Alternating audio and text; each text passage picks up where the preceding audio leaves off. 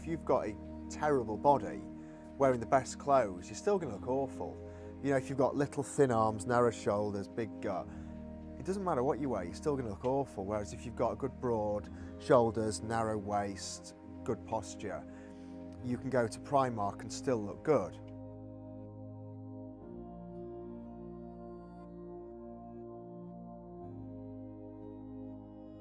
Whatever shape you are, you always think you can look a little bit better. So no, I don't know. I'd like that, you know, that usual narrow waist, broad chest, you know, that Johnny Bravo trying, you know, that's what you're striving for. Schwarzenegger, Bruce Willis, Jean-Claude Van Damme, all these guys who had decent physiques, and they just sort of maybe embody what you think a bloke should look like.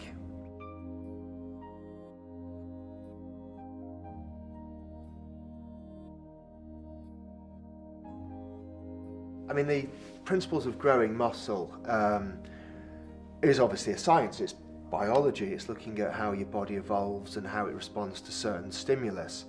So when you're training, you are effectively forcing your muscle to do something that it's not previously been made to do. So that's why it's important that you increase the weight or the volume or whatever. So you're providing it with a certain amount of stress, and what you're doing is you're forcing these micro tears into the muscle fibre, and then through the intake of protein you're causing the muscle to effectively bond back together, bigger and stronger than it was previously.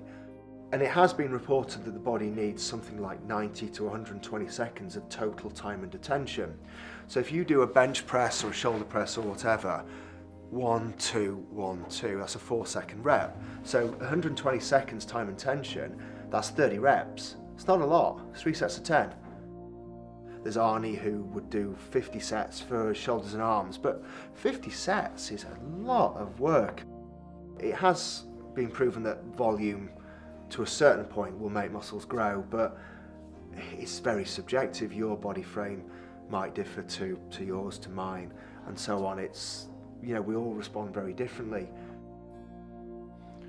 Over the years, I've seen a lot of people injure themselves through bad form. I mean, there are certain people who have these very predisposed ideas that stem from training. I mean, back in the 70s and the 80s, the mentality of training was very different to how it is now.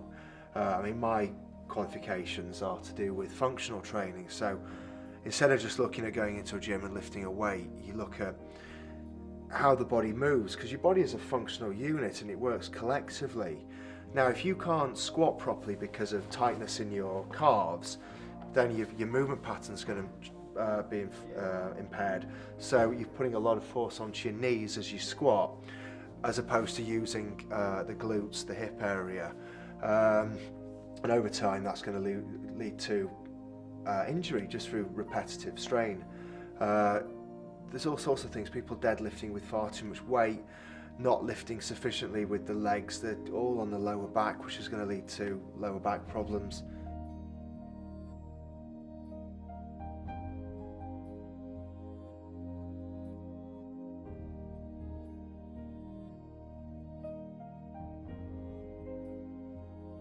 But I've seen loads of issues, people lifting far too much weight, trying to bench press. Someone's helped them lift some dumbbells up, they've gone to chest press and their arm's given way and they've cracked themselves in the face with what's effectively 40 kilos of metal. That hurts, you know. You don't want to do that too many times. So yeah, I've seen no end of injury, and people, they don't want to be told until they've hurt themselves, then they're coming to you to try and help them remedy the problem.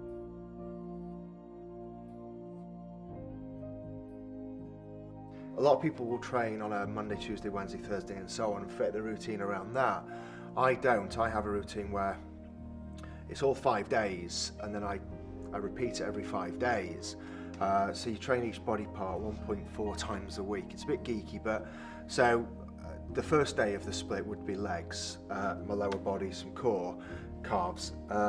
Second day would be your chest, your shoulders, your triceps, which are all involved in the principal pushing movements.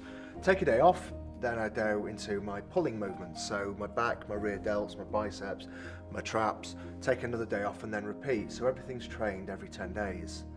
A lot of people will typically train 4 days a week, but there's a different attitudes. You know, do you hit a muscle once every 7 days?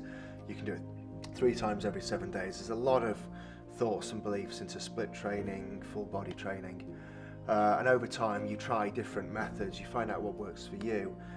I benefit now that I'm 32 for a little extra rest.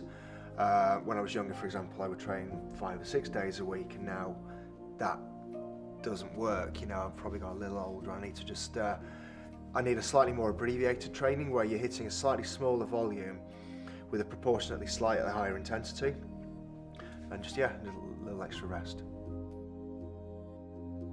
When I train, I do like being stronger than someone I'm training with and bigger, and competing is a way of kind of going on stage and proving that you're kind of bigger or leaner or whatever, and I think it does appeal to me. But there's something I think the spray tan, the tiny pants, I don't know, there's all these things that just